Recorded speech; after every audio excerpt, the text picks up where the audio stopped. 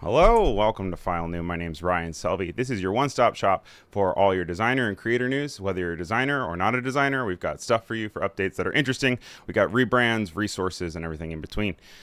This is the unedited live-streamed version, so if you're watching the replay, thanks for being here. There will be a cut down in just a few days. But for everybody else, I want to say hello and welcome to the show. We've got a bunch of cool stuff for you today. We're going to start with actually a new segment today, which I am calling Logo Zero. I mean, I guess the idea is, you know, it's in the works. So let me know what you think about it. Let me think about the format. But welcome to File New. My name's Ryan Selby. Let's go.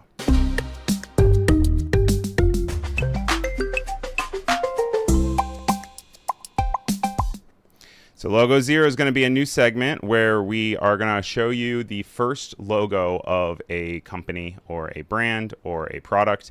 And then as the show kind of goes on, we're going to kind of just come back and explore some different things. And we can see if you guys can figure out what the logo is for that we have in question. So the first logo of Logo Zero belongs to this guy.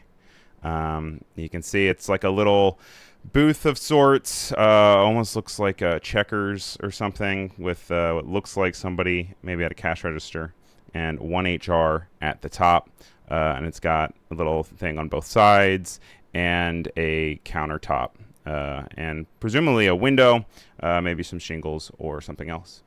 Also want to say hello to people who are in the chat who are here live. We have Patrick, Idara, Oliver, Alyssa, and Umacorn. Great to have you here. So I guess what we'll start off with is, first off, I'm going to start a poll right now. And I'm just going to ask if, without putting it in the chat, I'm just going to say, have you seen this Logo Zero logo before? And we're going to say yes or no. And that is going to start in the poll. We'll come back to this as we move around. But I guess I can first start telling you guys that this logo was first used in 1988. Also, hello to Winter. Welcome into it. And as we go, we'll see them. Just offhand, and also, you can always cheat on these things, obviously. Like, you could easily just do a reverse image search, but that's not fun. You could also pick up a soccer ball and run it into the goal. But guess what? You don't really win because you didn't really do the game, right? So, you know, there's always that. But it looks like 100% of you have never seen this logo before. I can guarantee you that there are at least a handful of people in here that know this logo. So, started in 1988. If you guys were to guess right now what this is, what do you think this is? Do we have any guesses in the chat? Anybody have any ideas of what this 1HR could be? All right. Well, while you think about it, and I'll come back and I'll let you know. I'll even read them out loud, and even if you say the right thing and you're right, I'll do it. But we're gonna go over to our first section, which is Rebrand. Rebrand is where we talk about recent updates to both character design, logo design, brands, and everything in between. Earlier this week, there were a bunch of new trailer drops, but one of note that I believe is Shrek 5. Shrek 5 is coming out. We have Toy Story 5 and Shrek 5 coming out at the same time. What a time to be alive. 2026 is super real. We have down here Shrek 1, which came out, I believe, in 2001.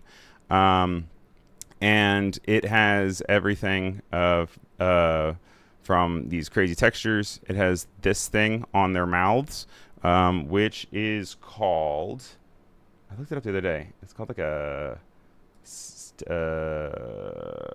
stigma, not a stigma. We're going to Google it real quick. We're going to say, what is the well in between your nose and mouth called? It is called a philtrum. So they have the philtrum in the first one. We have a very wide head of Shrek, very eyes that are very far apart. He's got these like weird desaturated purple pink lips we're looking at Fiona. She's got a very circular face with everything kind of centered, and her ears popping out the side.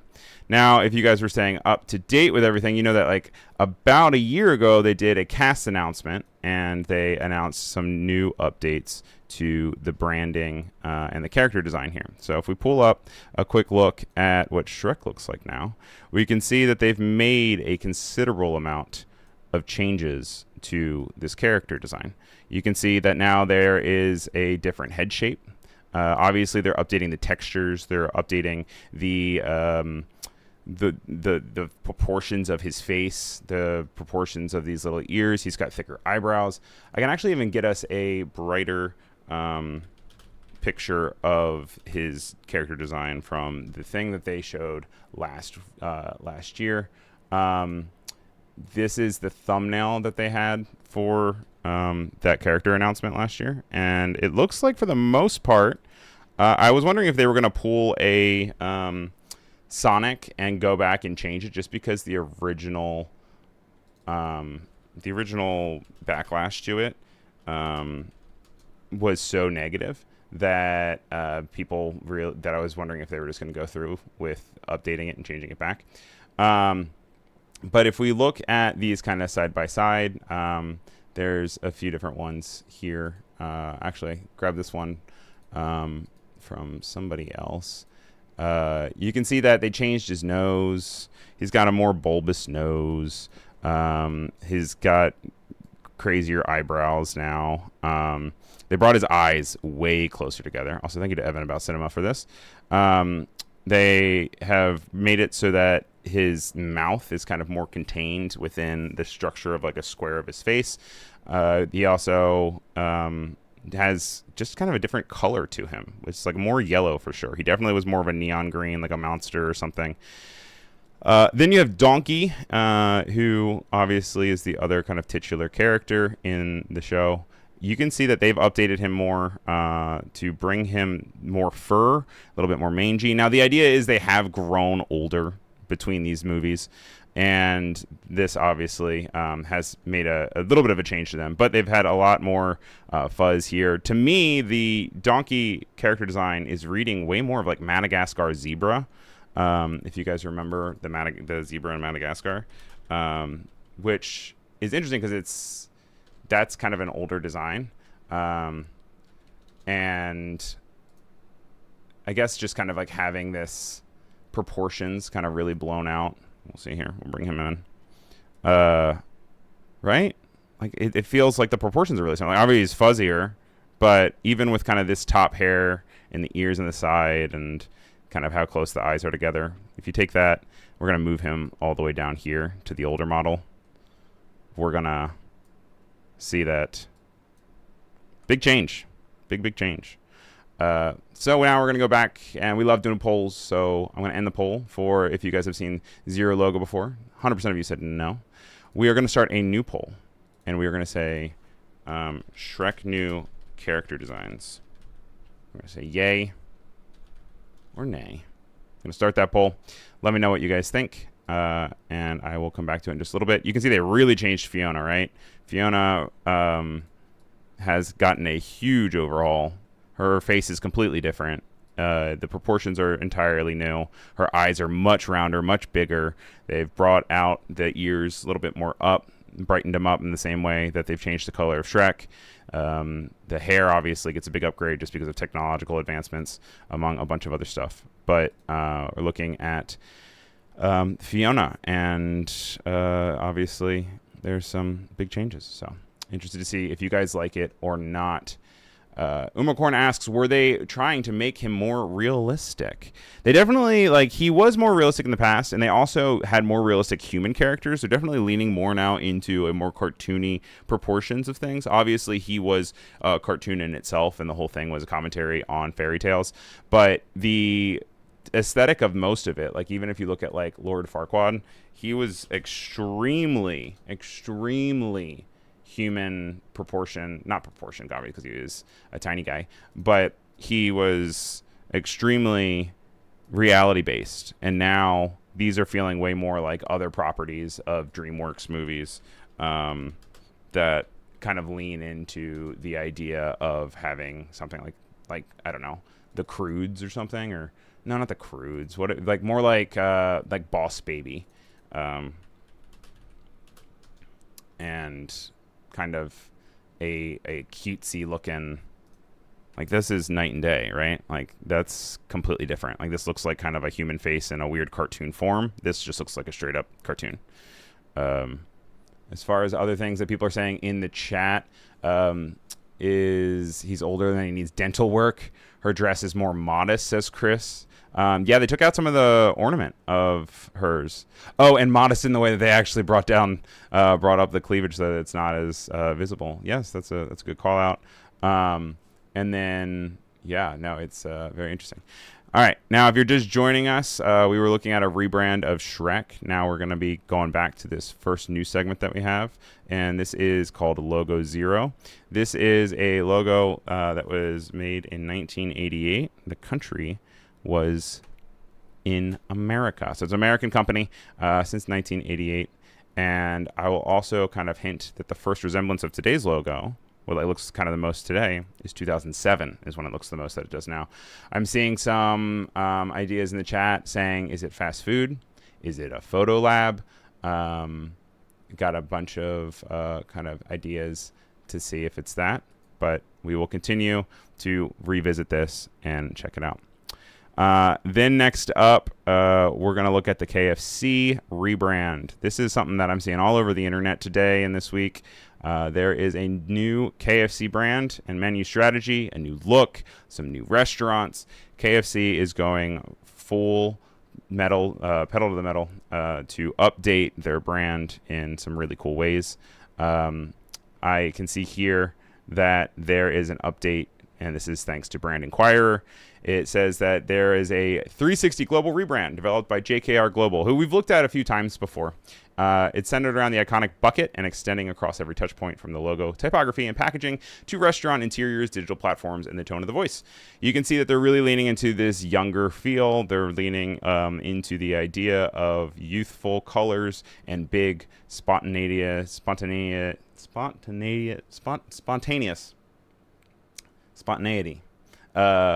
And the bucket for the entrance, that's a great call out from Umacorn.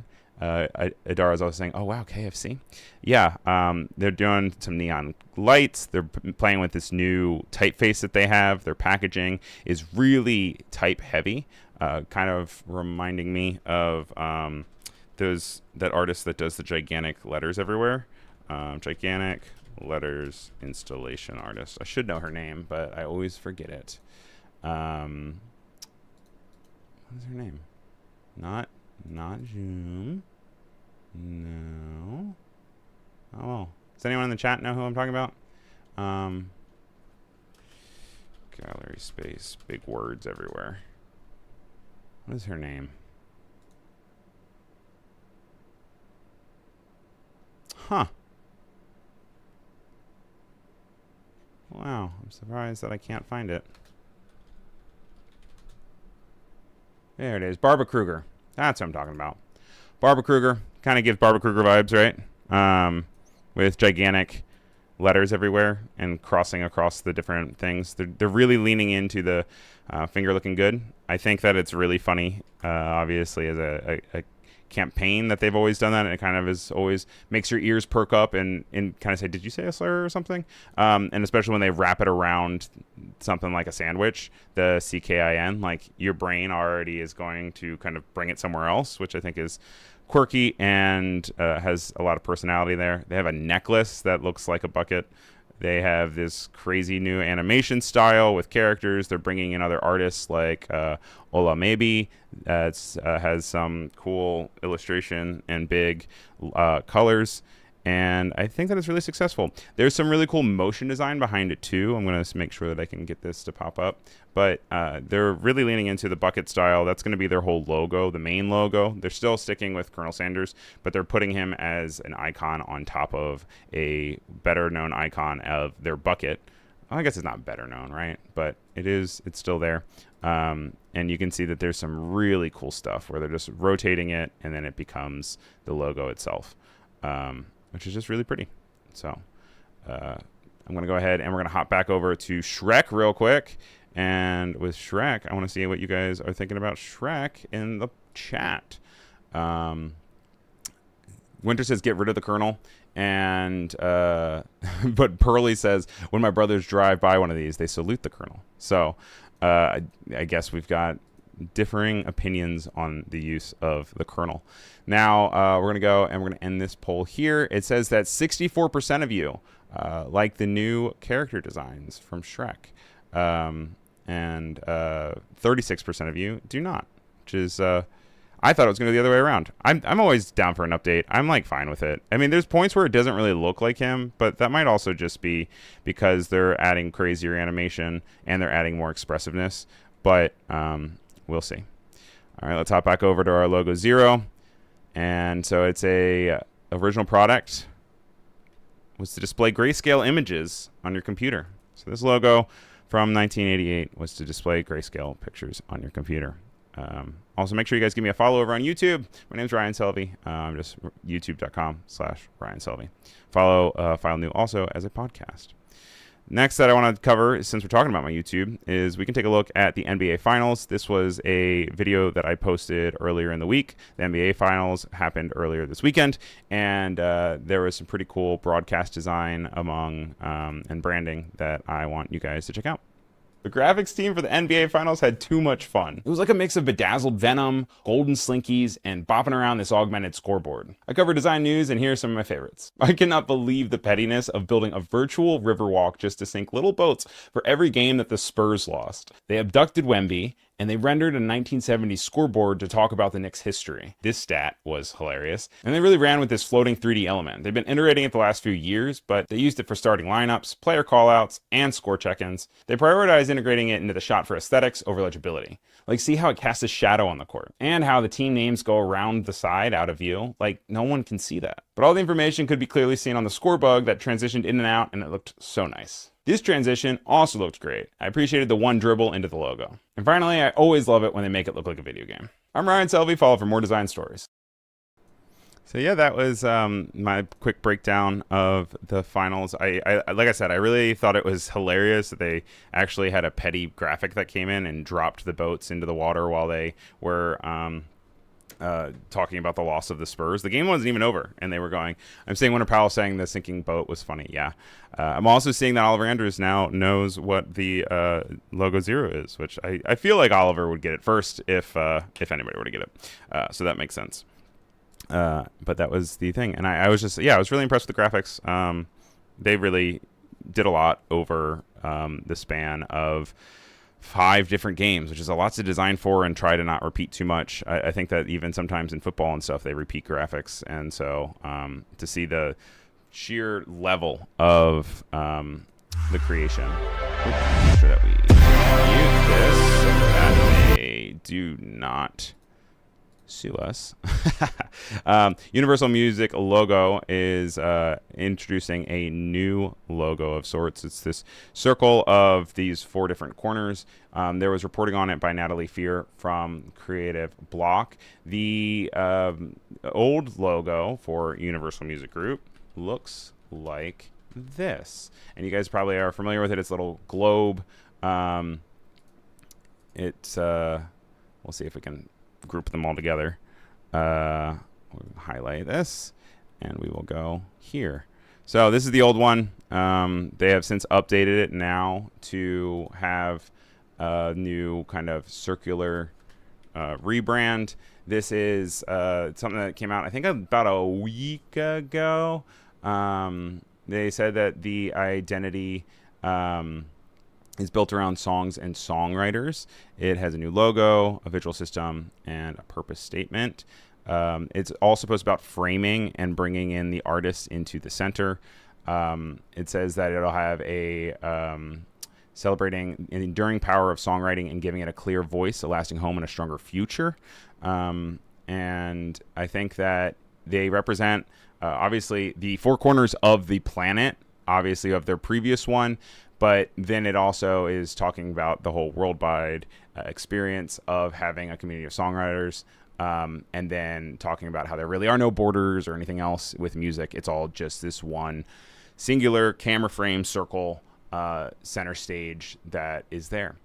So I'm interested to see how they end up playing it into their other branding. I think that there is a lot that you could do with this, especially if you're thinking about spotlighting artists. You could really put different artists in the middle of it with imagery, and then you could play around with... they still don't have it on their website yet, though. Look at that. So I guess they're updating it there. They have obviously announced that video is from their Instagram of them announcing the rebrand, but more of that later. So very interesting. Excited to see how that turns out. And then we'll look at this Aldi story. I thought this was weird.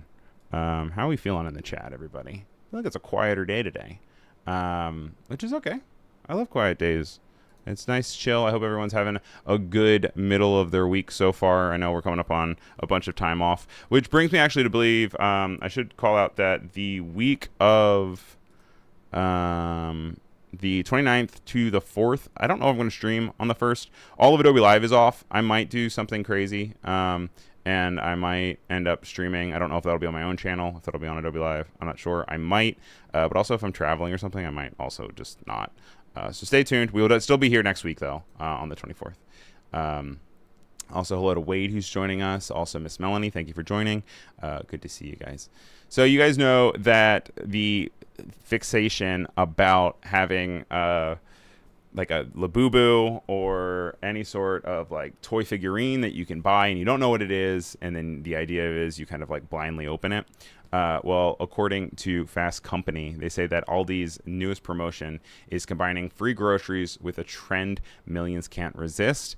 And so they are creating these blind boxes for this summer, and it gives you a box where you can get something like a fiber grocery or a snack grocery, a protein grocery, or a mystery grocery. This is something that is clearly like a marketing campaign to get people interested and more interactive with the brand itself. But it says that I think they're free. I'm pretty sure.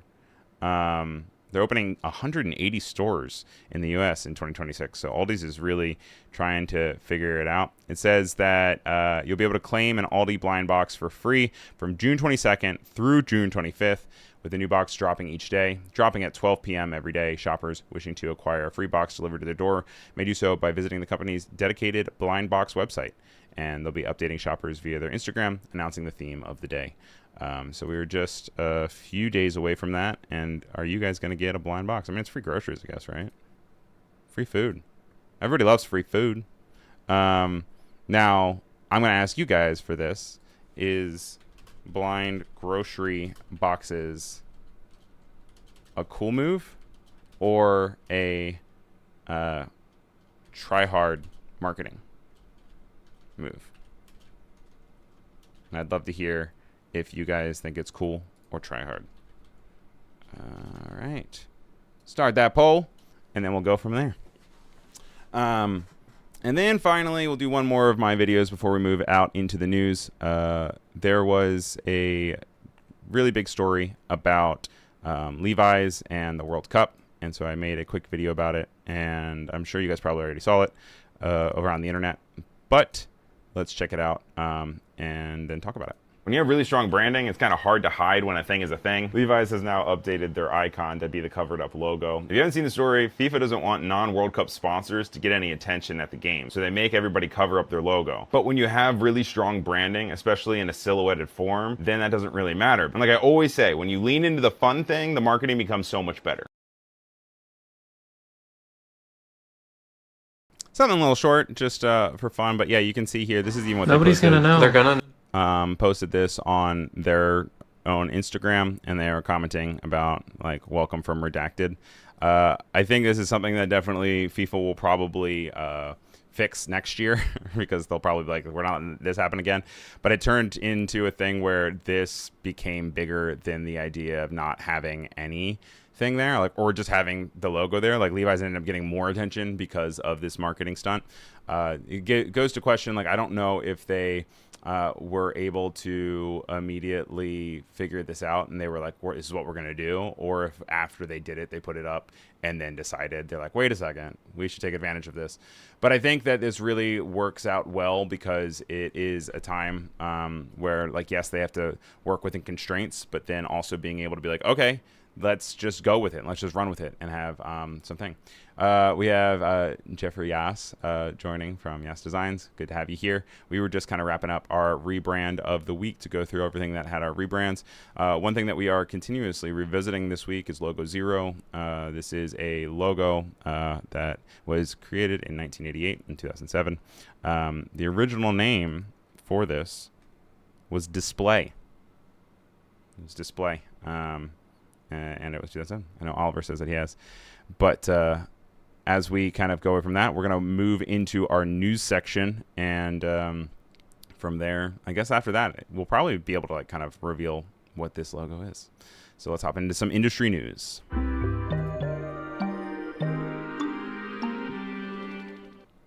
Sadly, this happened on Friday, I believe. So you probably have already seen the news, but David Hockney was an iconic British artist known for his colorful landscapes and his pool scene.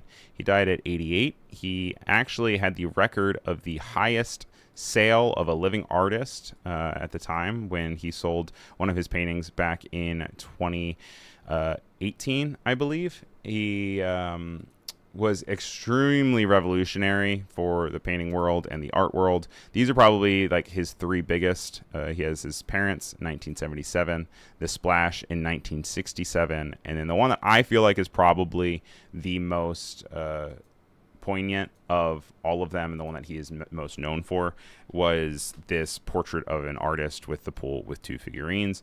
I will say, as Pride Month, he was a gay artist, and he was living openly in a time when it was really, really taboo to do so, and he was also incorporating some of these themes and ideas straight into his paintings. He had a really beautiful style with really beautiful colors, revolutionizing the way that they portray portraits and characters of people. I mean, his skin tones were just so incredible. Look at the gradient of light across his father's face, and then how that also mimics the gradient of light that's going across his mother's face, how they are looking at two different directions, but you still are working your way around the room. And then just really taking advantage and leaning into the idea of negative space with blank. Well, so it's rather the top of the wall here, and using kind of the rule of thirds to then have this be the top line and this kind of towards the bottom. Then also over here, you having all this blank space of the water and the sky, and a Pizza Hut. No, I'm just kidding. But then obviously, like, what is the most beautiful part of this painting? Who knows? Because at one point you have this beautiful kind of bottom of the pool that has wonderful reflections, but then you can easily make out that this is the top of the water. You can see underneath. It has some really cool shadows, but the nature in the background is also beautiful. It also splits the composition directly in half, and so you have these greens, these warm greens, in the top half, and these colder blues. They're still warm blues, but they're technically, cold because they're blue. And then you have this division right here, and it just is really telling a story. It's very, very cool. Sad that he died, but also he lived a wonderful life. Did anyone know the painting that the most expensive painting ever sold to of a living artist before? Do you know which painting that was? I'm pulling it up right now so I can show you. But then it was beaten by Jeff Koons. So, but we'll go to David Hockney and I'll show you guys. At the time, he had it at one point. And that was, guess what? It was this one. This ended up going for $90.3 million at Christie's, New York in November of 2018. It was setting a world record for the most expensive artwork by a living artist at that time. But now you have time. Now you guys can sell it for more because the ceiling has been lifted. You can go from there. Then also Oliver is saying, as far as Zero goes, he definitely knows what it is. And then also, were you guys aware of David Hockney's work in the chat? Were you aware of this story? How do you feel about it? Did he influence your work in any capacity, whether you knew it or not. Some creator news for you guys. Well, actually, let's look at the marketing campaign real quick for Aldi's that we were just talking about before we do that. I'm going to close out this poll. It says that is blind grocery boxes a cool move or a try-hard marketing move? 56% of you say that it's cool. 44% of you say that it is a try-hard. Oliver says that he has heard of David Hockney. Umacorn had not heard of David Hockney. And 100 Lark says wonderful iPad images too. Umacorn saying rip though. Wait, so wonderful iPad images. David Hockney made iPad images? Get out of here. What? Hockney digital art? Wow. That's what? That's crazy. That's totally Nutter Butters, man. Look at all these. Being able to say that you are a traditionally world-renowned painter and you're able to jump through mediums and create really cool things. That's remarkable. 2011. Boom. David Hockney, everybody. Thank you for sharing that. That's really cool. Thank you for calling out 100 Larks. Chris says, love Hockney's bold color palette and those dash hounds. Yep. He kept up to date, says 100 Larks. And Umacorn says, I've heard of David Hockney, but didn't know that he passed. Gotcha. And Chris said that Hockney said that the iPad was an amazing tool. He had an exhibition in London. And Oliver said that he fully embraced digital. So that's cool. You can continue learning no matter how famous you are or how well established you are. So that's really cool. So for creators, this is coming to us from Tube Filter. It says the certification program takes the form of a new creator camp course that takes about 15 minutes to complete. The lessons cover some sponsorships, one-on-one best practices before moving on to share some same tips for creative brand suitable content. I should have read the headline first. But basically Twitch is introducing a way to certify yourself and become more trustworthy for potential brand partners. They're creating resources to let people be able to say like, look, like I can do this training. I can prove that I'm real. I can go from there. So that way that they can work with open invite campaigns that will give them an additional 12 hours of early access to apply to. And then that way they can work with long-term sponsorship opportunities. They keep working on creating ways for creators to make money, which is really cool. Making money online is very hard. And these new updates are not alone. They also have different ways of running ads and different rewards that are coming soon to the platform. But this is one that got a lot of people really exciting. Alessandra's here. Great to have you here.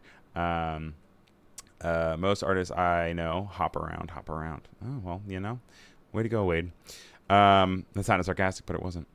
All right, so I guess it's time to do our big reveal because we're about halfway through our show, everybody. If you're just joining us, this is a creator and designer news show. We are currently going through some industry news, but we also have this part, Logo Zero, that I've been messing with.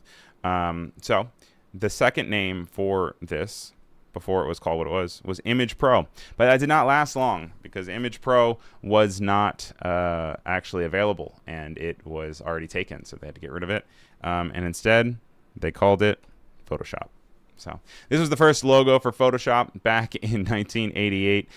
You can see that they now have changed it. I said that in most resemblance was 2007, and that's when they moved to the periodic table. But they also had a feather at one point, and they also had an eyeball. It's changed about 16 or so times if you consider the sheer amount of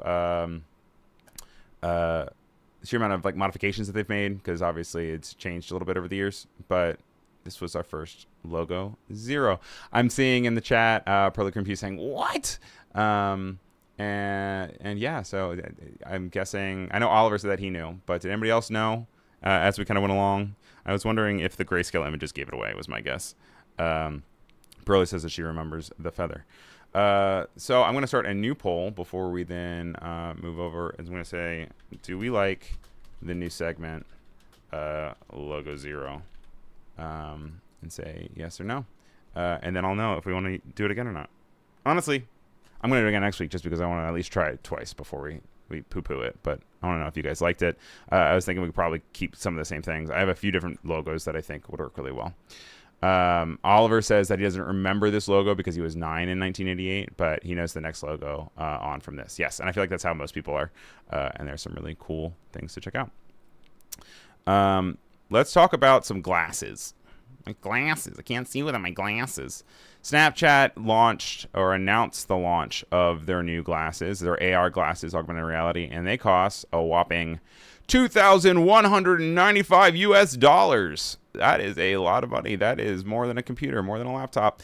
These are entirely self-sustaining, though. They don't have a puck. They don't have a wire. These exist on your face, fully for your face, and have nothing else. They are very big, as you can see on this model. This is the website that they launched that you can pre-order yours for $200.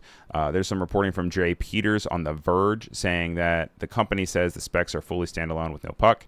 They'll be offered in two sizes, a 47mm model weighing 132 grams and a 52mm model weighing 136 grams.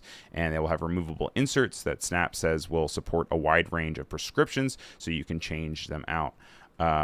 It says that this is very important for the next step of their company and being able to explore next parts of Snapchat and where they're planning to bring the company. There is a ability to pre-order it, and you have a $200 refundable deposit. So they're trying to see that where there is interest, and they are expected to ship this fall in the US, the UK, and France. If you go to their website, they give a full detailed breakdown to show you what it looks like. It says that you can see through a waveguide with billions of nanostructures to have a vibrant 51-inch field of view, equivalent of a 115-inch cinema screen.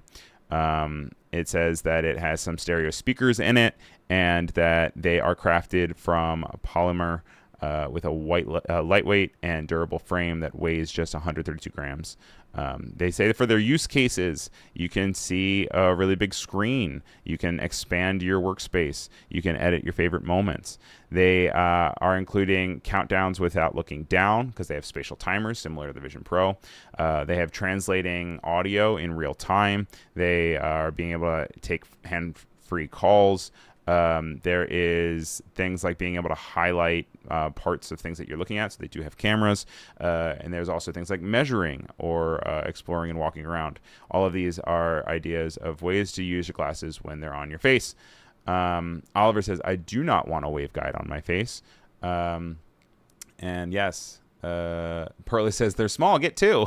Oliver says, $2,195. No.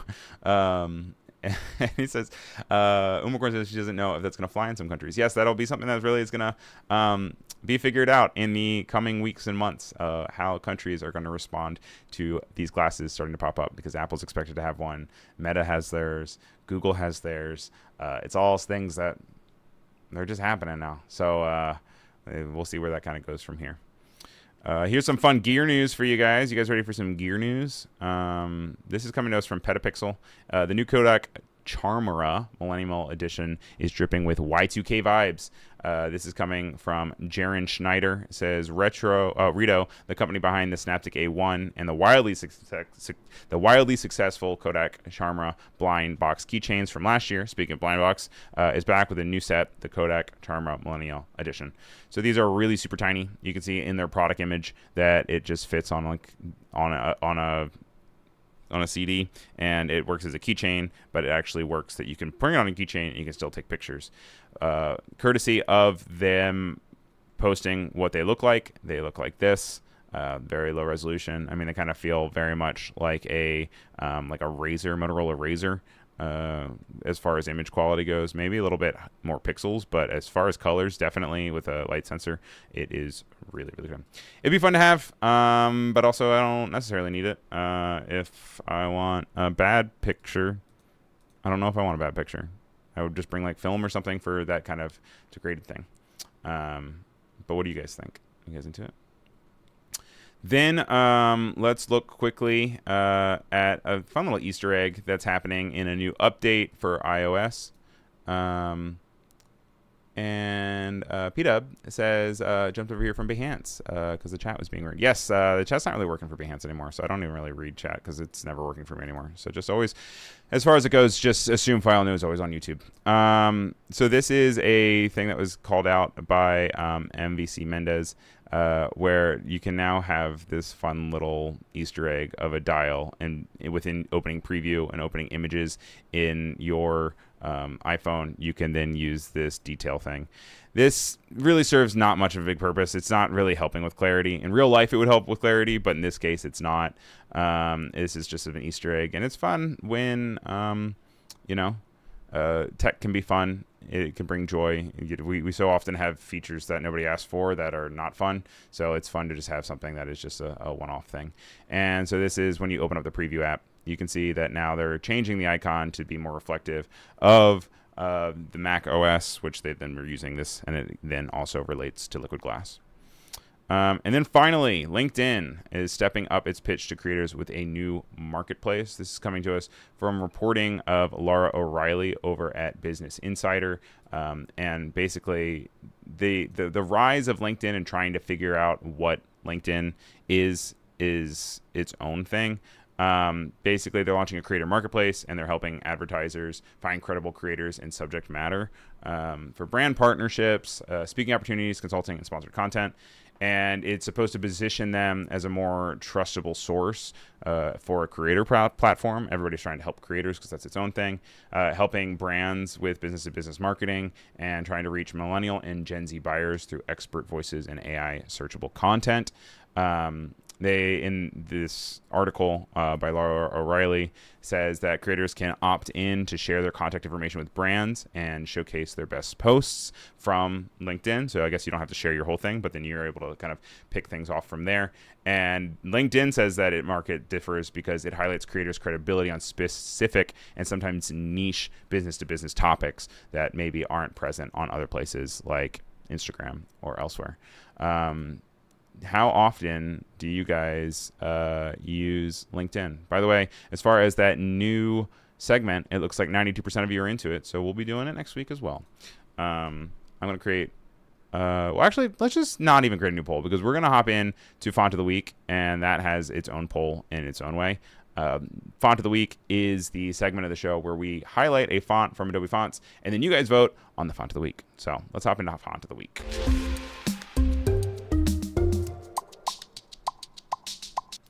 This week's Font of the Week selection, we have 3 as always, and check out this new format that I made. We've got a new segment, we've got a new format for Font of the Week. I did some work in between shows, and I hope you guys like it. Also, let me know, just like anything else, if that's something that you guys are interested in, or if you kind of like just the screenshots of the Adobe font things. Oliver's saying, woo! He uses LinkedIn Learning, LinkedIn itself, not so much. Ooh, interesting to hear, because I have not really used LinkedIn Learning. So I'm going to go ahead and I'm going to put up the poll for all 3. I'll briefly show you guys the 3 that we have. Namioto, PD Americano. I didn't mean to do 2 with O at the end of it.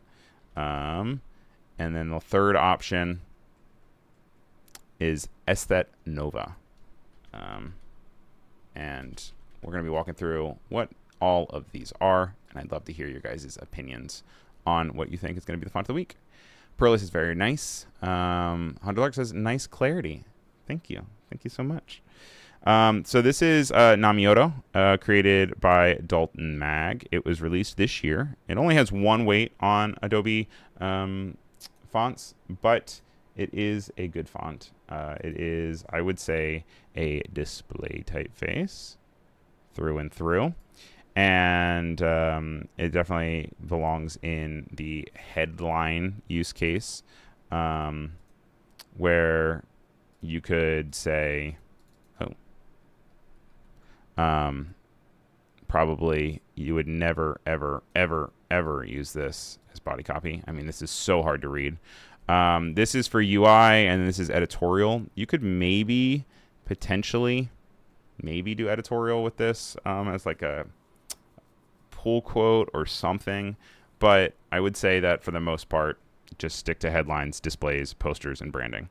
Then I have 2 different sections here. We have the description for type designers, which is the staying true to the Japanese name. It's actually translates to the sound of waves. It says the typeface avoids rigid geometric cuts, and instead the strokes terminate in subtle wave-like organic swells and soft undulating terminals. But for everybody else who might not be font savvy, it's a friendly, bold typeface that mimics the smooth, flowing curves of the ocean waves.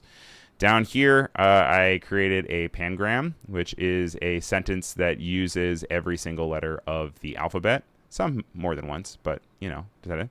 Ryan Selvey quickly jazzed up 6 amazing bold graphics for next Wednesday's file new broadcast, Fixing Odd Glitches. And so you can see that this is what it looks like in all of its glory, all of its one weight. As far as uppercases and lowercases, they're pretty similar. They're kind of bigger and smaller, but with subtle changes to maybe kind of the Y having a deeper bowl here for the lowercase, the W getting really weird, and there are very few but some hard edges here, like the kind of the chin of the G, if you will. But I really like the I. I think you lose legibility with J here. The lowercase j does not read. I think that is probably the only instance of it not being great. But outside of that, I think it's really cool. Has a lot of fun. Has some glyphs of flowers and stuff that you can use for your work. Oliver says we need a panel for math homework capability. Definitely can hear you. My mom says that Namioto in a paragraph looks like a bad eye test. Yes. Can you read line 4 for me, please? Which letter is the 7th letter? Yeah. All right. Next up, we have Americano. This is coming to us from Petra Dokalova. And it was released last year. It comes in 3 weights. This is 2 things. I think it's both a script typeface here, and it's also handwriting because it is script, but it also feels like someone penned it out really quickly. For best use case for this one, I think this would probably also be best used in a headline setting or display setting. You could really, if you wanted to really try to maybe do some body copy, but it would be a stretch. I definitely think it would be a stretch. I don't think it'd be great for UI. I don't think that it would be great for editorial, unless you're doing something crazy. In their examples here, they are using it for signage, making it feel like a 90s or 80s hair salon, which is fun. And then our description for type designers, it's a variable connecting script with full initial, medial, final isolated glyph forms and an axis controlling connector lengths built off the check sign painting cursive. And for everybody else, it is a script font modeled after traditional cursive with customizable handwriting loops. So what do you mean the customizable part of it? Basically, you have 3 weights here. You have the short, the regular, and the long.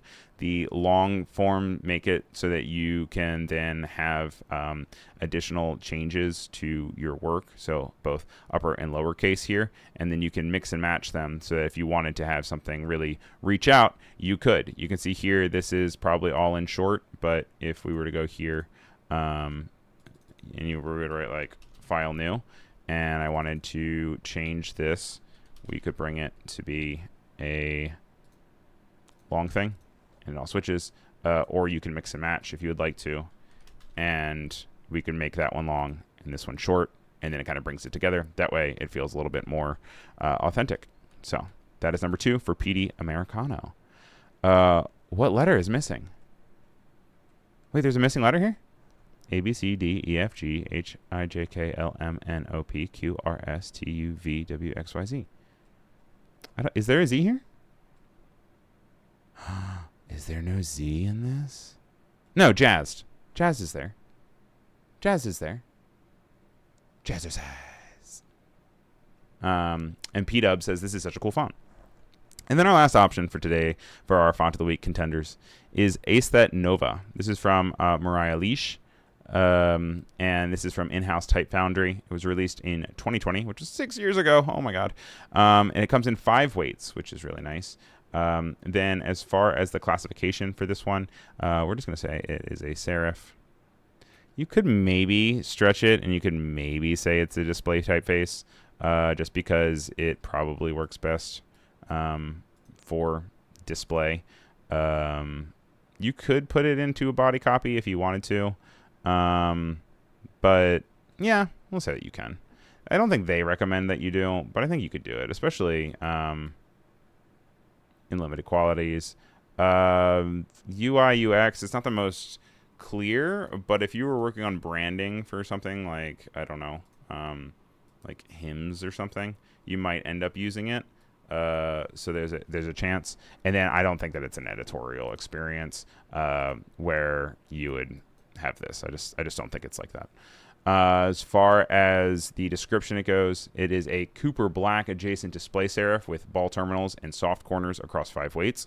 Extended acrylic support and open type fractions and ligatures are included.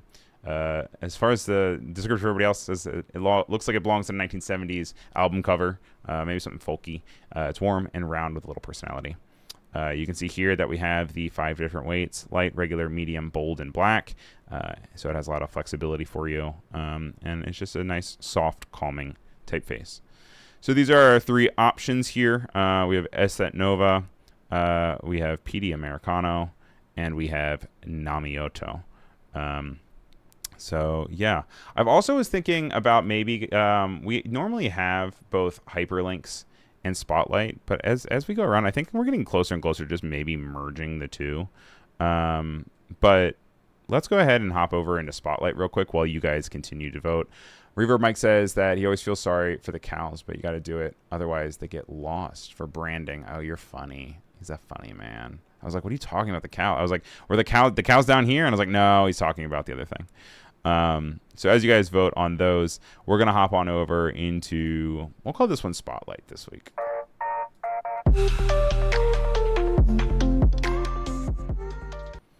This one's a short call out. I didn't ask permission to show his videos, so I don't want to show his videos in the event that he's not into it. But Justin Huggett is a creator of band brands. It is a Instagram account that I found that is all iconic band logos, and he breaks down the history behind them and kind of where they started. The one that I saw the other day was for Weezer, and it was talking about how it was referencing the 80s hair bands, and they had actually kind of just like quickly jotted it down, and then it turned into what it is. It's a relatively new account. You can see he only has 14 posts, only 12,000 followers for such a really cool account, but I definitely recommend that you guys can look into the creator band brands. Just something cool to check out. And then I had one other hyperlink for you, but looks like I forgot to include it on the board, so I just need to find it really quick. It's a little bit of a resource, a little bit of a hyperlink. I guess I'm like finding that more and more. It's this interactive website where you can go through and learn your keyboard shortcuts for everything, for all different programs. So if you put in Photoshop and you kind of like highlight things, it will then show you which is which, just as like a resource to be able to go through. If you click on them, or even if you even if you use your thing. So like if I hold down more, look, I'm writing out file new. It will tell you in Photoshop which ones those are. Same with Shift, Control. Although I feel like if you do, maybe you should hold down Shift with the mouse and then like do it, because otherwise you're going to start doing like different keyboard commands on your own thing. But this was built by Dranical, and they are a family fun digital experience studio that combines words with visuals to deliver immersions and narratives of refined taste and high engagement. And they just create some really fun stuff that is fun to click around and look into. And they had created this resource that's just at shortcuts.clik, click, which is very neat. And then, yes, I actually had one more hyperlink for you guys as well. And you can find that. I'll make sure I put all these on the Raindrop. The Raindrop is your best place to be able to do this. Oh, it's from the same people, too. This is how I actually found it originally. And this is a mathematically optimal font pairings, anatomy, metrics, and compatibility. So you can go through and like there's a Playfair here in DM Sans, and it'll show you the anatomical comparison of everything from the ascender, the cap height, the X height, the baseline, the descender. And then it will also kind of bring in a pairing score for you, an analysis with metrics, weight range, review, use case, among a bunch of different things, which is really, really neat. If you go through here, you are able to go through a bunch of different their typefaces. And I wonder if they're going to increase this. But it says like you can type a thing. So like what would be like let's see if one of the ones that we had today on it. I know it says Google font name, but I don't know what is on Google Fonts versus Adobe Fonts. But let's see if like Namioto is on there. I have a feeling that it might not be, but we'll find one. Namioto? Nope. What if we have, let's look at, yeah, because they're not all guaranteed to whatever, but one of these is probably a Google font. Aesthet might be. We'll see. Nope. But anyway, if you go to Google Fonts, you'll be able to figure it out. And it's cool. You can overlay them on top of each other. And if you're able to have these, then you can. You could also always look into maybe combining them on your own computer. You can also look at different popular matchups as well. And they also have some great guides. And yeah, just very cool digital experience. All right, guys, that puts us at just about time. So I want to make sure that we go and we declare a winner here for our font of the week this week. And with 60% of the, I'll give you guys like 10 more seconds. Also, while we're waiting actually for this go out, I will just say a quick thank you to everybody, and let me know how you like the show, what you'd like to see more of, what you'd like to see less of, if you want new segments and different segments or what, just holler and let me know. But all right, then I'm going to go ahead and end the poll, and with 60% of the vote, the winner of this week's font of the week goes to no other than Namioto. So welcome, congratulations to Dalton Mag. I don't know if Dalton Mag has any other fonts in our font of the week winners, but I'll be sure to update that in the raindrop for you guys, where you can always use it as a resource for finding and looking through old typefaces that we have declared elite in the range of the file new cinematic universe right here. And then you can see from there. So we'll be here next week, same time, same place. My name's Ryan Selvey. Do me a favor and follow me on Instagram and YouTube. Ryan Selvey, RyanSelby. Make sure you give this video a like. You also give it a follow on podcast networks like Spotify or anything else. And thank you guys for all being here.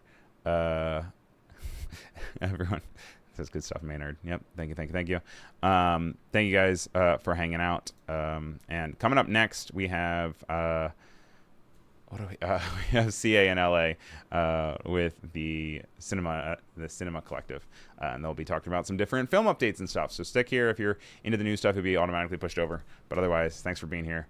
And my name is Ryan Selvey. Thank you to everyone for hanging out. Thanks for watching.